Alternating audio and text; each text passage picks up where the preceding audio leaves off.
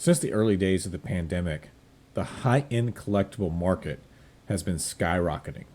Sports cards, collectibles from Star Wars and DC and Marvel and political memorabilia have been skyrocketing in price.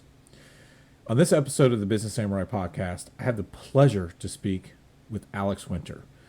Alex is the CEO of Hakes.com, Hakes Auction House, which was founded in 1967 and is the oldest pop culture auction house in the United States.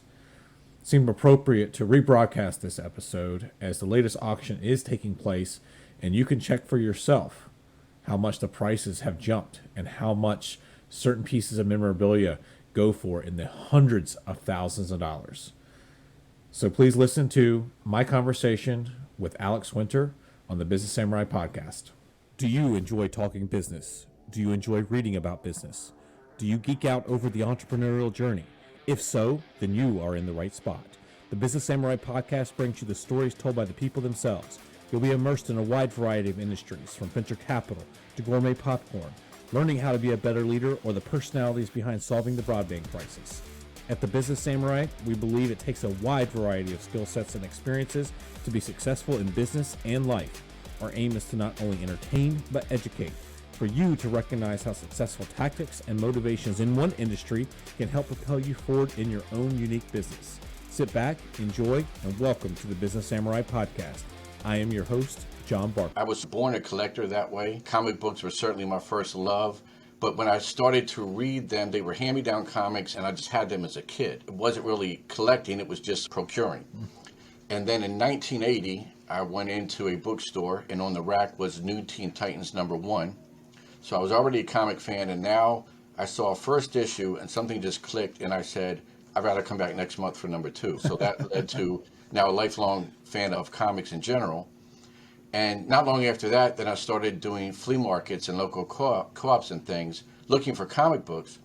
But I would find a Batman lunchbox and a Superman game and 7-Eleven Marvel Slurpee cups and all of this kind of stuff that was related. And again, being a collector, I just started to buy this stuff. And at that time, I was helping out a guy named Dick Stegemeyer, who got me on the path of collectibles as a career, helping him at toy shows and his booths at flea markets and so forth. And he was the shipping manager at Hakes. So in 1985, I officially joined the staff at 16, 37 years later, my one and only job. But along that way, Hakes has always been about offering something for everyone. Nothing was off limits if it was historic or pop culture collectible. So I would see pinback buttons, I would see original art, I would see all this other stuff, autographs, concert posters, and just started buying whatever I liked. There were some collections that were much more expansive, and then there were some collections I had just a few things of, but I liked them. So that's, and as you can see behind me, is what it is. It's now a hodgepodge of 40 plus years in this industry in total, and the things that I really like and enjoy. And as we talked before we started here, also sports cards. And there's very little that hasn't crossed my path that I haven't added something to my collection, even if it's just one piece. There's just so much stuff that I like, and I unfortunately feel the need that I have to have it all, right? That's a collector. I was going to say, I think there's, so for anybody that doesn't know me on the intimate level, I've been in, again, collecting mostly Chicago Bulls basketball, and that has evolved over time, because I grew up during the Michael Jordan era, of course. When I was a kid, even when I'm not from Chicago, but grew up on WGN, always a Bulls fan, always diehard basketball fan, appointment viewing, no matter what the game it was. So I grew up in there, and that evolved into Superman. I've got little pictures of me as a little kid dressed up as Superman. And that, so when the Bulls theme ran out, I transitioned into Superman stuff, mostly partially because I like flying, but also because of some of the sentiment behind the character and what the character stands for is something personally I believe. But there's absolutely an addictive nature to it. So with you, with your collecting and how other people collect, you don't have a singular focus. No. As far as a thing. A primary focus, okay, I didn't even touch on that, is music. Okay. So also in listening to radio as a kid, fine. Was into Kiss in the late 70s, but more as them being a superhero themselves, right? I didn't own their music. I was a little too young to buy music.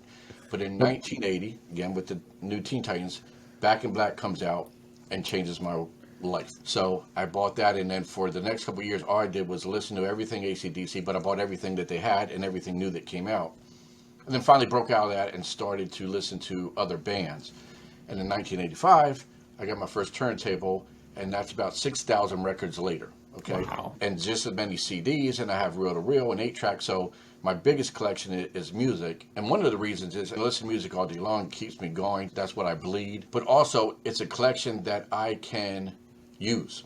So I don't just look at it. I can pull at any second a record off the shelf and actually play it. So all of that adds up to it being my favorite of all my collections. But again, I just branch out, and one thing I have is from Salem, Massachusetts, an early 1900s celluloid match safe with a witch on it. I like Halloween. It just was a neat piece, so I have nothing else like that in my collection, but that I do because I liked it. So I'm a little different in that I'm as broad as I am. Many collectors are much more focused, Yes. like when you were just spools or Superman. And Superman can be, I just collect the comic books, or I just collect the action figures, or I just Correct. collect paper memorabilia from the 40s, the premiums and so forth. So a collector can be as focused as you want, or it can be as wide ranging as you want. And that's what keeps it fun and exciting, in that there are limitless possibilities in what you can collect.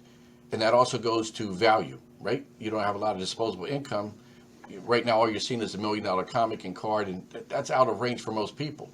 You can buy lots of comics and cards and everything in any price point, and then just be happy with that. Amass your collection as it suits your needs and your means.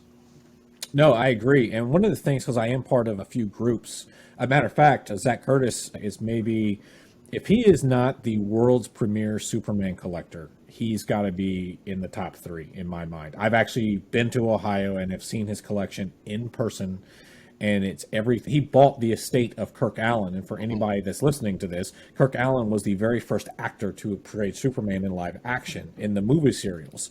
And so I've seen his collection firsthand, and that's how I got turned on to Hakes. So he's very much I would say he's got a volume collection of older and vintage memorabilia, toys, and games. But I also see the other side of the ones, and this is the part where I think the addictive nature can be in trouble at sometimes, is when everybody goes and buys something that just has the logo stamped on everything. And so when you've got a character that's like Superman or Batman or Star Wars, and it's legitimately just smashed on every piece of paper, every piece of clothing at the dollar store, and then I see people focusing in on, I see people focusing in and go, "Hey, look what I got! I got 25 chocolate bars, and they all have the Superman logo on there." And I'm like, "Great! What are you gonna do with that?" Right. And so I sometimes think there's okay.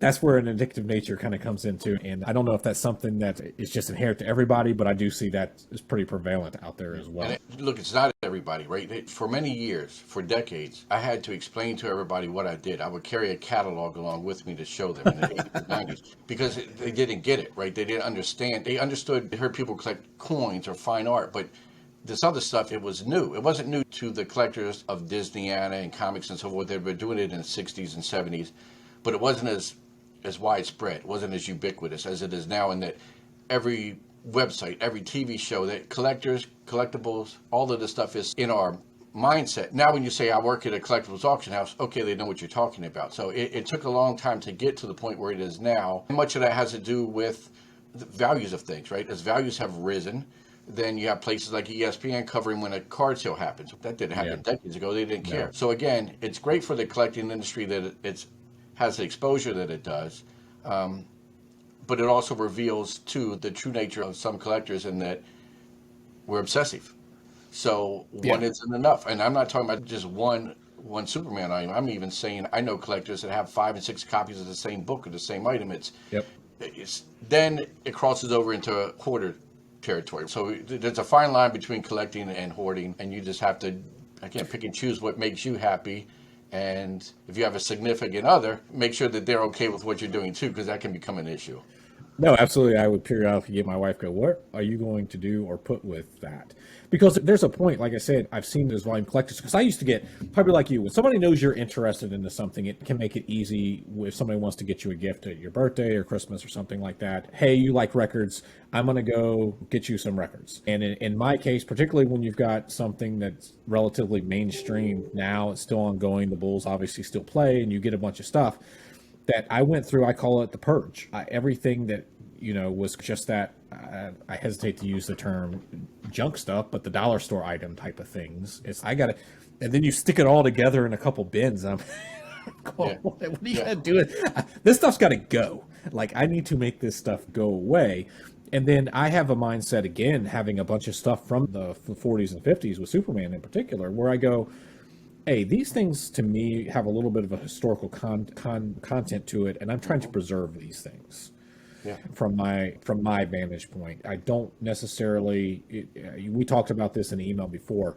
It's not that I'm not aware of what something may cost or the if something now has a value risen to it, but that's not the main driver for it. I look at something going, I'm trying to preserve this piece of American history in a certain way of something that I identify with and enjoy. But are you seeing now, and something I've seen with COVID in particular, with big auctions and its prices spiking and cards selling like crazy, that people aren't necessarily collecting for the love of collecting or love for a particular property, but because they may have more cash or may have more assets, are really purchasing these things thinking they're going to turn this around in a year or two with a 25, 50%, 100% return on investment versus the what I consider that collector's mindset. Yeah. One thing you said that's very important is you said awareness of value, right? There's never been a collector in history that didn't buy something and know it has some value, intrinsic value, but also monetary value. And price guides have been around for decades. Overstreet started in 1969, 1970. So collectors have always been aware that there's a value to things and it can increase. But that's never been the driving force. It's great if we find something for a bargain and we know it's worth more. And it's nice to see your collection increase in value over the years. But that's a collector's main thing is I have it, I'm holding it, I've got it on my walls, my shelves, whatever. That shifted in the last number of years as collectibles have become commodity. And we have to look at it that way. It's just a realistic thing these days. Much of it has to do with the grading companies. So coins, again, are always looked at as something of value and investment. It's still a collectible in many ways. It's a historical artifact, but it's now encapsulated and it's got a grade on it. So that's when the big price jump happened on everything. You saw that in cards. You saw that happen in comics. Action figures. Stores have been selling for many years. We sold our first Star Wars item in 1985, before anybody knew what Star Wars was going to be a collectible, right? Now you see the price they're getting because these things are encapsulated. So collectors buying it for the item, what is in that case, for sentimental reasons, for whatever, reclaiming their childhood. They just like the character, the film, the card, whatever. I was going to say Investors, the nostalgia. I wonder if there's a nostalgia, nostalgia piece. nostalgia. Yeah, for sure. Investors are buying that tag that says 9.0, 9.5, 10.0, okay? They may not know who Mickey Mantle is. They may never have seen Star Wars. They may never have read a comic book. I don't come from collecting from that standpoint, but that's me. But the reality is that there are many people, investors, that are now getting into this, and they are seeing big returns on their items so far. Now, again, you can't predict the future, and I can say two words: Beanie Babies. Yeah. Way at the top, and now look at it. So if you're coming at it from an investment standpoint, just beware. Hakes will never say, buy this, it's going to be worth X. We will say, buy what you love, what you buy. That's the collector mentality. But yes, especially since COVID hit and people were at home with nothing to do, they couldn't leave their house, we have seen dramatic increase in the number of bidders and dramatic increase in prices across the board. And I'm talking about one area, I'm talking about all areas of collecting. Much of this has to do with collectors who do have more money or time to enhance their collection. But at the same time, this industry is infused with a whole new group of investors who are spending whatever they want on these items, much of it based on what they perceive it to be one day. It's reality these days with collectibles. Yeah, no, and I share a couple stories with this. Again, I have been, oh man, I've been collecting Chicago Bulls stuff since the early 90s, of course. And a buddy of mine runs a sports car shop, and I met him when I was 14, and he still has it to this day. And he hit me up last summer, and he said, "Hey man, if there's anything you wanted to get rid of your Jordan collection, because he goes, now's the time." He goes, "Because I had parsed everything down to where I've got signed jerseys that are framed. I had some basketball cards, but for the most part, the bulk stuff I had gotten rid of. But I've got a whole shoe boxes that were literally just, and I'm going to hold one up for anybody just listening to the audio of Michael Jordan. I know how there's Beckett's out there, there's online price guys that are out there. So I flip through there and say, is there anything I actually want to get rid of? Because I had so many of them. And to me, what I saw, I came across two cards. This is actually the second one I haven't done anything with yet. I couldn't figure out what was driving the price up. And I consider myself having been in the community, talked to other people that collect all the time. I could not figure out. There was nothing special. There's nothing special about this Michael Jordan card I'm holding up. It is not limited. It is it's a insert to something, but there's no number, there's no jersey, there's no signature. It's just a card. And I cannot figure out what makes this card go from something I got out of a pack for $2 that should be a $20 card that I could go throw this online and sell it for $400. I sold one last summer that, I kid you not, if I was just going, I want to go buy a Michael Jordan card, which I've not done in years, and flip through a bunch of them, I sold one last year for $800 that I would have passed over. That's how plain Jane it was. And I can't make heads or tails of what's happening in the market space other than people think they're investing they're buying things for the sake of the investment and don't really know what they're buying. Correct. And the Jordan is a great example. And look at his Fleer rookie. And that took a meteoric rise over Yes. I talked about a card that was stagnant for decades in the gem mint $20,000, $30,000 range. COVID hits, the ESPN special comes on. It goes up to $200,000 to $300,000. That's a tremendous increase in a very small amount of time. End of 2019, middle of 2020, beginning of 2021, it hit $700,000 multiple times at auction. And now it's come back and it's 200,000 or 300,000. Still way above what it was pre-COVID, but you can see giant ups and downs. So you're going to have that. There are plenty of other things that have kept going up. Nothing has come down. But talking about not being plentiful, this was a mass-produced card. This wasn't a one of one. Yeah. But it is Michael Jordan. There's star 101 is the rookie, but everybody wants the Fleer card. So that's the one I want. I actually don't have. I got the sticker card. I got the rookie sticker. I don't have the real one. It's like man, everybody wants 52 tops. 51 Bowman's is rookie. You want 52 tops. But that's the card. So then when you have lots of people that want that card, even though it's, I won't say plentiful, but there's enough on the market, right? That's going to drive the price up. And right now there's still a lot of people who want that card, and even more so now the LeBrons and Luka Doncic and all these one-of-ones. And you're seeing extraordinary prices on those. And where it goes, who knows? Could it keep going up? Sure. Could it go down? Sure. So again, if you're a collector, just stay within your means. If you're an investor, then do what you want, but beware. Sure. And that's what, I guess, that again, going back to what I experienced last year when I was going through stuff and saying, oh, what's this stuff going for? I forgot I had a Gem Mint 10, a Jordan. It was a Coca-Cola card from UNC. There was a set. They're 10-cent cards. They were super mass produced.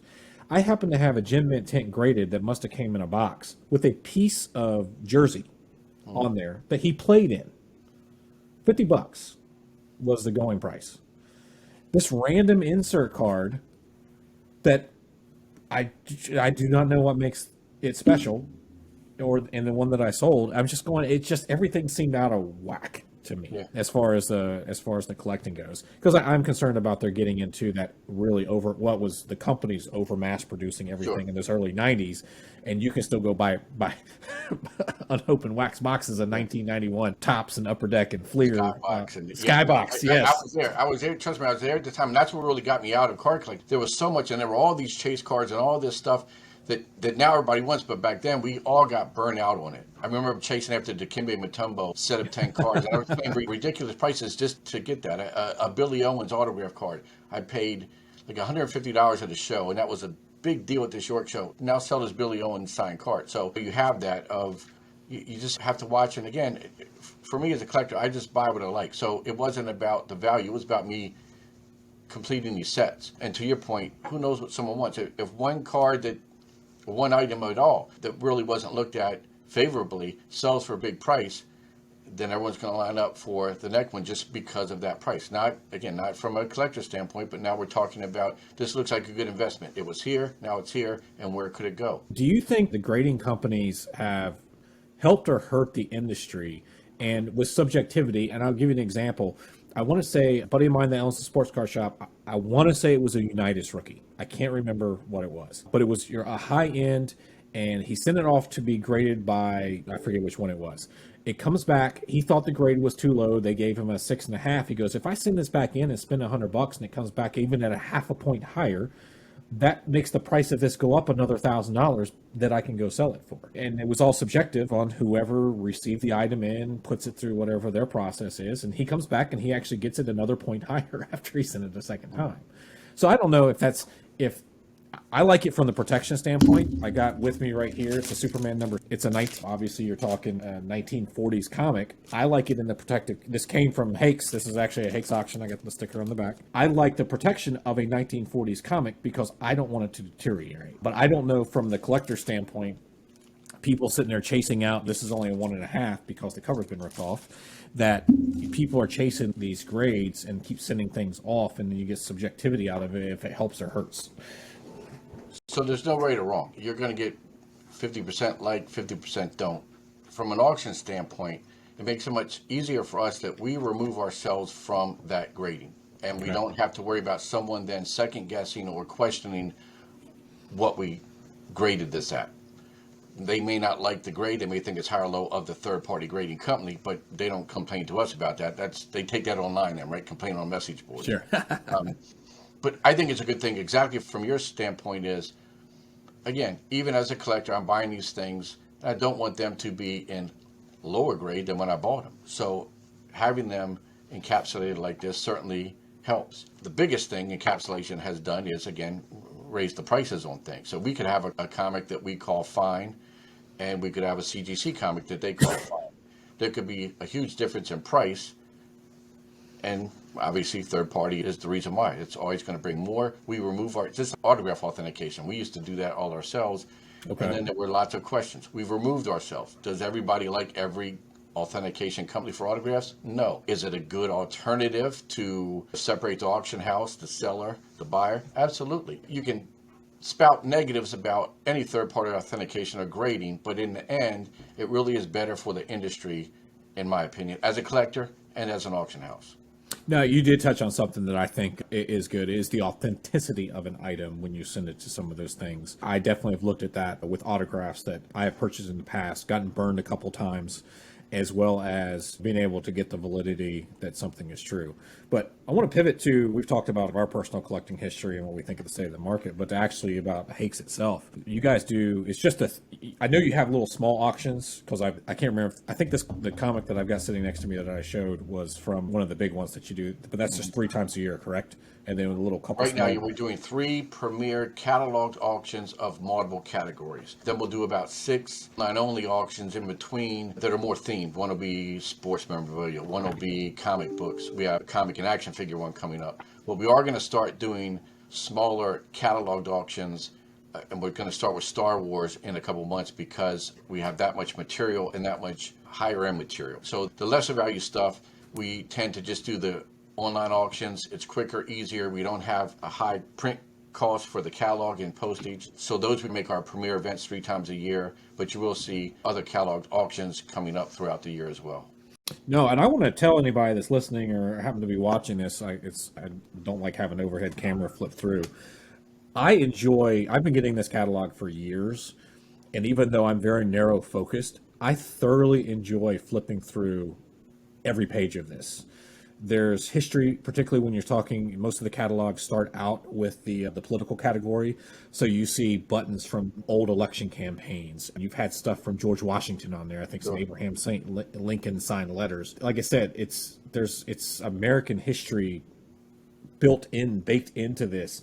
And I know they say print is dead, but this catalog is fantastic, and I look forward to every year or every auction getting through it, and I legitimately flip through every single page in there just because I like looking at the historical stuff in there. And I think other people would that have not seen you. Or that, and there's a lot of time and effort that goes into that catalog. But again, while I would like to get rid of it from a cost standpoint, right? No doubt. It's tangible. So again, we're dealing with customers, collectors that want tangible objects. I didn't help your argument. Trust me, the owner of the company, Steve, is the same way. He loves a catalog, right? So that's how it is. And a great selling tool, too. We can say, look at this catalog. We will treat your items properly. And one thing that stems from is we've done 20-some price guides and reference books, right? So we are historians as much as we are and auction house and sellers of these items. So when we catalog an item, we do it from the mindset of how we do things in price guides and properly present it, give it the right photos, give it the right description,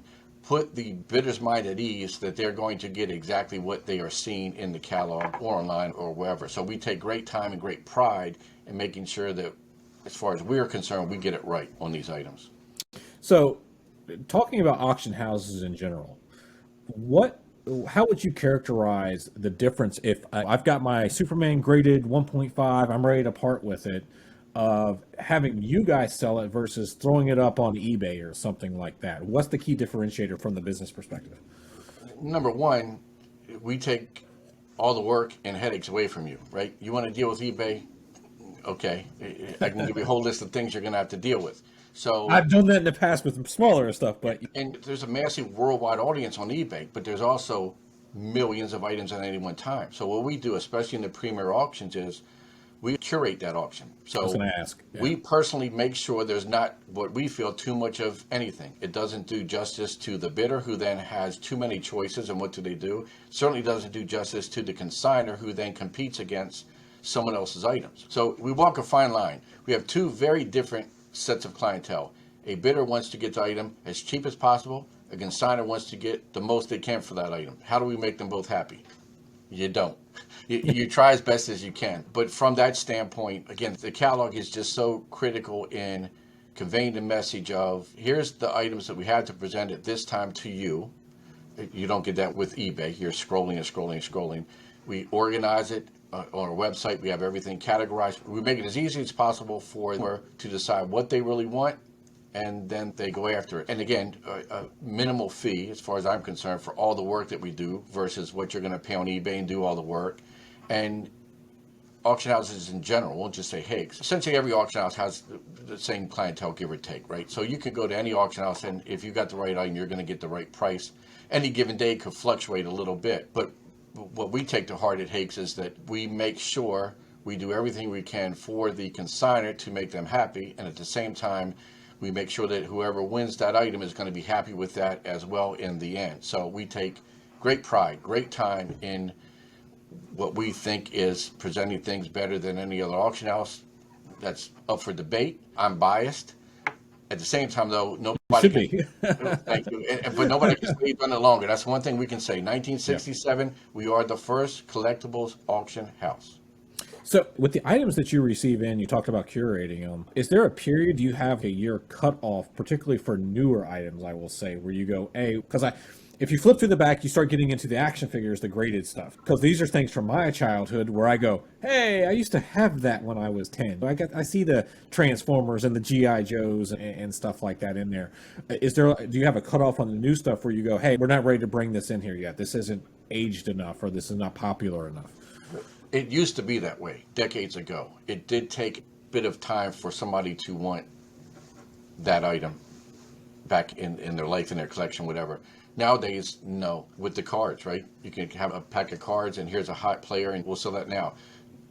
New comic books off of the rack. There's all these variants that are happening. True. Yeah.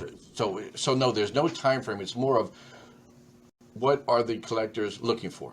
Okay. For the most part, it is vintage. And when I say vintage, even now, I'm talking at least 10 years old, but 20, 30 years I laugh. I again, mentioning Zach again. I've been to his little personal auctions, and he'll go, hey, this is vintage. It's 1995. And I'm like, I'm older than that. Does it mean I'm vintage? These things, that really is, it's vintage, right? There's so much stuff being produced that is new, but even a couple years old, you can call it vintage. So no, we don't discriminate against anything as long as it has some kind of collector value. Now, the vast majority of the new stuff being produced does not. It's overproduced. It's mass produced. Sure. But there's still, like I said, limited edition cards and these variants, and so there's no time frame. It's really a matter of, do we have customers, and if so, then we have to learn it, right? Just like Pokemon, video games. There are things that are in the here and now that just a few years ago we certainly was not in our vocabulary, and now it must be because people are asking for that. Now that you said that, I can't recall seeing I know graded video games now is a hot thing, particularly Nintendo and stuff like that. I don't recall seeing those in the magazines, or not enough at a volume that it jumps out in my recollection. Yeah, not in the last. We had some in the one before that. Again, the thing that we try to do is offer what we have at any given time, right? So sometimes it's going to be more comics than it is cards, or vice versa. Or political, we always have 500 items because we have so much in-house. In the main catalogs anyway, we never go with the mindset of we have to have these items. It's just, let's look at what we have, what's the best, and let's put those into that catalog auction or one of the onlines or whatever. Again, we take a lot of time and effort into making sure that we don't overload anyone at any given time. And from what I saw, from a valuation standpoint, for it to be worth you guys to even list it in there, I think I've seen minimum bids are never below $100. Currently, yes. Years and years ago, it was going to be $5 was the minimum. Sure. Okay. But yes, now for the catalog auction, it should have an opening bid of 100. Value code then estimate is 200 to 400. So we're hoping nothing sells for below 200 that goes in the catalog auction, and we're certainly moving towards increasing that as well as the cost of catalog and just overhead goes up. Sure. But that's what makes the online auctions so great. And I don't want it to sound like the online auctions are just low rent stuff. We have some really good pieces in all of those auctions. Oh. Maybe we have 2 or 3 of the same exact thing, and a consignor doesn't wait the 3 or 4 month period between the premier auctions. We can now slot it in anywhere and it will do what it should do. So again, it's a balance of how much do we have. Star Wars, that's one reason why we're going to have some in an upcoming April-May auction, and then a June auction of just Star Wars, and then more in July. We have that much stuff right now, and as you saw in the last auction, the prices that things brought, now's the time to be putting that out on the market. I laugh a little bit because one of the things I'm staring at on the screen right now, I was actually able to win it at the opening auction bid, and which is actually, I'll tell you, this is my tactic when I'm tracking something on your website. I go on there the first day and throw just the opening bid of whatever the low thing is, just so I get the alerts later on. And I had forgot, and I'm standing there about an hour before. I'm like, I want to win that. So sorry for, again, going back to your analogy. Sorry for whoever just sold that to me, but I was pretty.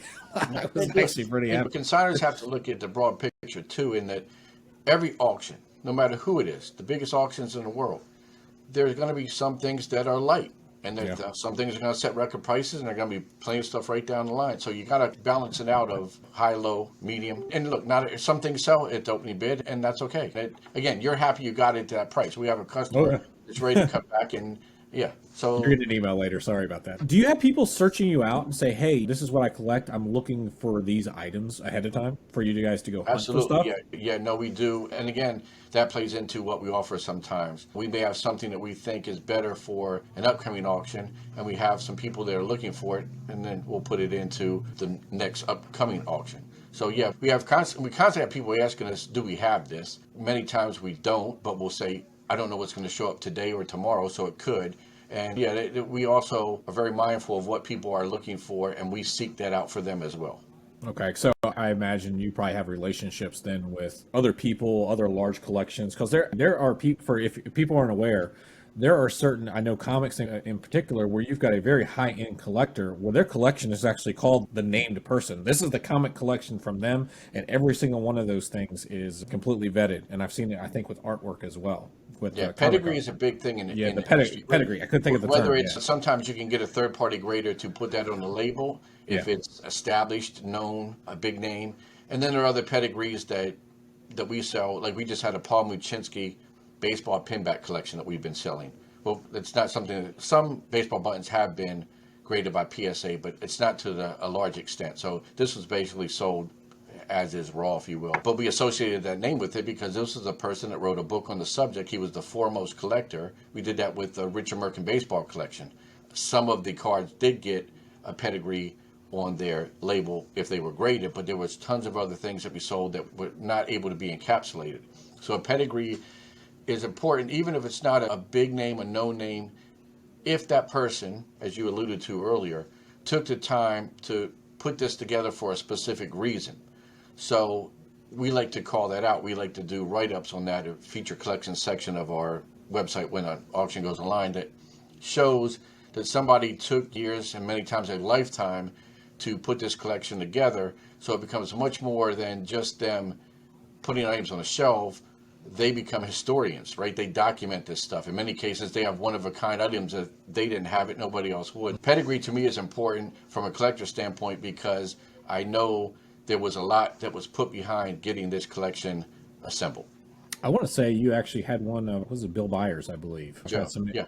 Yeah, I had some stuff. Yep. I'm like, hey, because when I saw his name pop up, I'm like, I know him. I've talked to him before, and I'm going, oh, yeah, he's getting rid of the And GI Joe or sometimes, something. in his case, they request it, and rightfully, sometimes we suggest it, and if the person is alive, they decide if they want to go with it. If they're not, we talk to the estate. Sometimes they don't want their name revealed. So it's really case by case basis, but I certainly like to be able to say we offer pedigree collections because of the reasons I stated. How do you get? I'll use the Boba Fett example from the last one as the prototype, which there's only a handful of those they exist. Is that just a random collector that you don't know that pops up and says, "Hey, I've got this. I'm ready to part with it. Here you go. Sell it for me." Or Yeah, it comes from all different ways, right? There will be known collectors that come to us, and we already know what's in their collection, but they're ready to part with some or all. There are plenty of collections out there that we all know of, and everybody is waiting for the time that they come up for sale, so we always keep those on our radar. We have a number of pickers that scour the country, if not the world, for items and okay, then bring them to us. We will have a family that inherits, or a person inherits an estate, and they will find us and say, we need to liquidate this. And it can be somebody just finds one item in a desk drawer, which just happened this week with some baseball buttons. They found three great St. Louis Cardinals pinbacks that we had sold from the Paul Machinsky collection a few times ago. They found our results, contacted us, sent them to us, a variety of ways. And that's what is the most interesting part of this job is we really don't know what's going to happen on any given day, and good and bad. We could be offered the most incredible item, and it seems like it's a lock, and we're ready to do the deal, and all of a sudden it falls apart for whatever reason. And at the same time, the most amazing item can be offered to us, and the next thing you know, here it is in front of us, and it's in the next catalog. There's plenty of stuff that is in-house that we always work on for each auction, but every day anything could change if something else comes our way, and then we decide what are we going to do with this piece. what about like the Captain America shield, for instance? Was that coming straight from that movie? Was only a couple years ago. Is that like a Marvel Studios? Hey, we built 6 of these things, and we're going to part with 3 of them.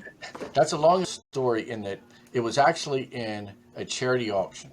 Okay, And the person that won it declined it for a specific reason. And so the people that had offered it originally didn't want to do that format again, and they sent it to us. It did come straight from Marvel Studios. The prop master verified everything. When you talk props, you above and beyond comics and cards and autographs, you have to vet this stuff like crazy. And even then, sometimes you don't know. But this had ironclad provenance. It was a killer piece, and that's why it was the focus. It was the single item on the front cover of the catalog, right? We did yep. incredible promotion for it. We were at Baltimore Comic Con with it on display. So that was the kind of piece that every auction house wants. And actually, when we got it and posted online that we had it, there was some chatter, as it happens on social media these days. I don't know if you've noticed or not, but lots of people like to talk. I can't find you on social media, actually. Me, you won't. And even on Facebook, I've got to have a Facebook page because of Hakes.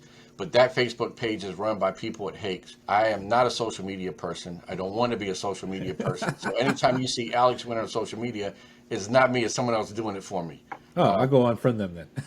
Yeah. So Anyway. so as soon as we got this, there was chatter, and they said it should bring this, but Hakes isn't really isn't the place. They're not known for props, so on and so forth. And I defended ourselves and said, wrong. Again, we've been doing this longer than anybody. If you have the right piece, they will come.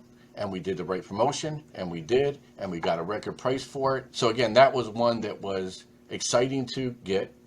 We certainly had a price in mind that exceeded even that expectation. The consignor was thrilled. Winning bidder was thrilled. So that was a win-win for everyone. But those pieces are few and far between. A $260,000 item like that doesn't appear every day, unfortunately. I would love it to, Right. by 10 or more. And that would make the catalog much easier to put together. Yeah. I just wondered if that would start getting, because I actually know, I use the term know. It's somebody I am familiar with that I have gotten television, like scripts and props from, because they worked on the production studio in Canada and were able to, like, A, they shut this stuff down, so we gathered that up. That you would, particularly with Captain America, 'cause that's awesome. Matter of fact, prior to us recording this, I've been saying, hey, I'm talking to Alex Winter. They sold this, and that made some people go, oh, that's awesome, because it's an attention getter. It's absolutely an attention getter to sit there and go, okay, you've done this with them. Now you're going to go get the new Batman movie, and you're going to sell the Batman. They won't sell the Batman. I'm using it as an example. To start getting formalized relationships with some of those guys, because they're ready to shut down production on popular items, and because there's a whole subculture of the movie prop stuff. And again, To me, I think comic books are dying, if not dead. And the stuff, the way pop culture has moved to movie and television shows and things of that nature, you're going to see maybe a wider appeal for people wanting pieces of those shows and pieces of those movies. That's just my own. And just from a comic guy, comics aren't dead. Comics sell less than they used to in many cases, but Yeah. trust me, there's still a viable community, and that's supported by primarily Comic Cons. So Yeah. you want to get something signed, you hand them a digital something, you hand them or you hand a comic book. So yes, the heyday of when we had $1 million or million print run comic books for every title, lesser extent, but comics are still. Comics are what's driving everything. You don't have a Batman Old movie, ones. and you don't have a Batman movie or a Daredevil TV show without the origin. The comic. Exactly. So, yeah, collectors, look, there are plenty of people. Look, you didn't buy that comic off the rack as a kid, but you wanted that issue. So there are plenty of collectors that know of comics now and are gravitating and going back and collecting issues from the past because of the importance. That's where the character started, or they like the storyline, or so on and so forth. So comics are very important to the landscape of pop culture, past, present, and future. No, and I've always said everybody's got their thing. Somebody listening to this going, "Oh, you're crazy. You look like Superman." I guarantee you've got something in your life, whether you actually actively know it or not, that you're interested in. Everybody's got their hobby with those things that they accumulate knowledge or accumulate items with some of that stuff. Do you have trouble with stuff that comes in and you go, "Ah, crap! I don't want to. I want this one myself." Yeah, look, we stayed in the catalog. Employees can bid if they want. We're all collectors. So, yes, there are things that I bid on. This last auction, I won nothing. That's how robust the bidding was. I like some things. I let them go to somebody else. And I bid in other auction houses, and I go on eBay. And, again, I don't have a room with stuff like this just by chance. So I'm actively always seeking things out. But, yeah, the one good thing is that I don't have to own everything across my path because for a short time, I did. Right, it's in front of me. I helped catalog it, or if the Shield, I saw it, I got to hold it. We took it to the Comic Con. So that's also the beauty of this job is that while you can physically obtain these items and add to your collection, if not, for a brief period, they were in your life. So it's cool just to think of all the things that I've seen at Hakes over the years. It's just an unbelievable amount of stuff. A museum has passed before my eyes over 37 years here. Oh, no, I have no doubt. And when you're talking about switching back, this is sometimes circular conversations to a degree. Talking about when you get one of those one-off items and you're sitting there looking at your team of experts that kind of work there, that specialize in something, when you go, how do you start putting in somebody comes in, I want to sell this, we think it's going to go within this range. How do you start identifying that when you're dealing with one-offs or something that's 60 years old and nobody's seen it in 30 years? And some auction houses give no estimates. Some give a price plus, so 1,000 up. We've always been about very structured. Here's a number range, and we use comps. We use our past sales. We use other sales. We use all kind of different factors. But when it comes to those one-of-a-kind pieces, there have been a few that we put an open estimate on because it just was really that unknown. I saw that once. I can't remember what it was. I do remember that. Martin Luther King document we did, one of the Babe Ruth, there's not a couple of the Babe Ruth buttons that have never sold. So we did, but for the most part, we try to put some kind of range on it. And that's an educated guess. There are plenty of things that sell well above that, as we saw again, go back to Star Wars. I hate to keep going back to Star Wars, but that's a case in point this time that so many things went above estimate. And a lot of that was even apples.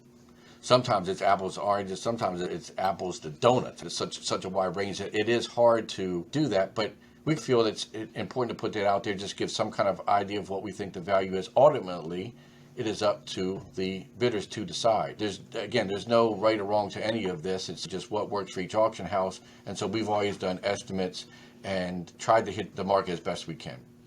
Do you ever get imagine tracking other auction houses and stuff like that? Do you ever see something you're like, man, I'd like to get one of those over here and try to sell it myself and see what it goes for? Do you have for sure, every day. Yeah. Look, I take everything in the heart. Every time I see an item at another auction house that I think we could do as good or better, I don't like that.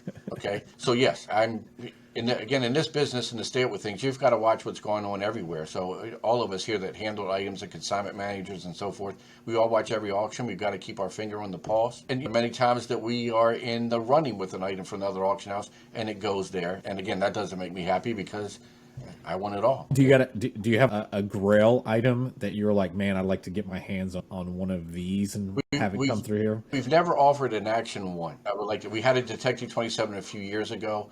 I would like a nice copy of Action One.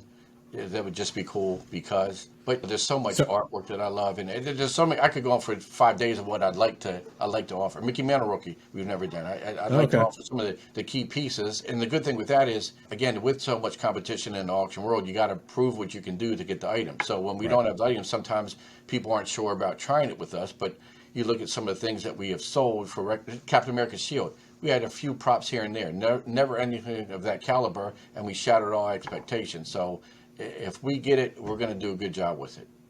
Cool. Yeah, funny story. Talking about Action One, he's talking about Action One is the first appearance of Superman.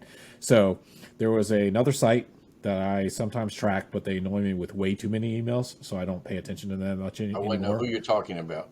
Yeah, it's not you guys. Yeah, no, And they actually, I laugh at this because I actually put a bid on it to see what would happen, and I forgot what it went for. Somebody had taken an Action Comics 1 that was in very bad shape and started selling them by the page, which is common. I'd seen that before. The thing that I had not seen, though, then this is the first time, they had taken the removed staples and the trimmings from where they cleaned up the edges and stuck them in a baggie and said, we're selling what I called a bag of trash, essentially, from Action Comics #1. And the opening bid was $20 or something like that. No, I put $20 in or $30 in. I'm just because it was stupid. It went for several hundreds of dollars. And it was, you're talking, it was legitimately rusted out staples and some essentially paper trimmings that somebody had cut. And that may be the weirdest thing I've seen related to that. You triggered that. but again, somebody wanted it, right? Somebody wanted it When for I hundreds of dollars. got into this industry, one of the first things I did was I would go through, at that time, there were lots of trade publications. And I would go through all those and look at the want ads to get names to send catalogs to.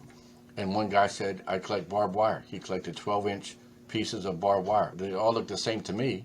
But to him, this was, so I thought, even as a collector, I thought it was unusual. But yes, he would think, well, that's unusual that you want an action figure. So it's all relative to what you like, what you want. To me, I would rather have a full copy of Action One than just pieces. But again, I was trying to get a couple of the pages, and then it went through the roof. I used to joke when this all happened with the pages because, again, I get it, but it's not for me. I wouldn't want a page from a comic. I would want the whole comic or nothing at all. But I joked at that, would someone buy half of a Honus Wagner? Guess what?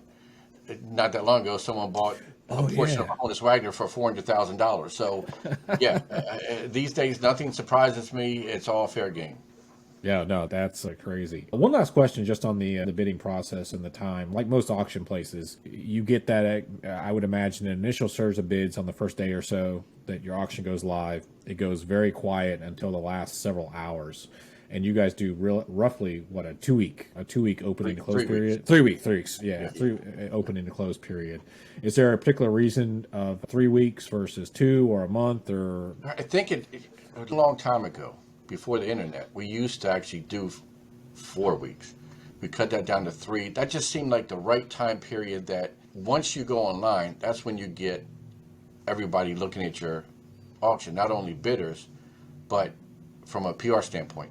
So that gives us plenty of time to get our word out there and build things. But you're right, the first day, the first few days, lots of people come and bid. Some of them do exactly what you do. They put in token bid just to see, or we have plenty of people that, believe it or not, they don't even want to mess with this auction game. So they will say, here's my max bid, put it in and walk away, and they don't have to think about it again. So that happens. And then for a couple of weeks, bidding it's back and forth. It can be lighter days, heavier days, it depends. But yes, then we come into those closing days. And I would say as much as 40% of our bidders in any given auction only bid on those days. They wait that long. Some of them also wait till the very final hour. So at 9 p.m. we usually have 2 closing days for the main auctions. At 9 p.m. on a Tuesday and 9 p.m. on a Wednesday, we start a 20-minute clock on every item. And when 20 minutes pass with no bids, those items close. So it ends in stages, 9:20, and so on and so forth. Takes us a couple hours past that till the final item closes. A lot of people wait till 9:19 to put their bid in because they have the eBay snipe mentality. I was going All to say that that. does for us is it starts it over for another 20 minutes. So there's no, that happened with the Boba Fett this time. It was at 100,000 going into the last minute.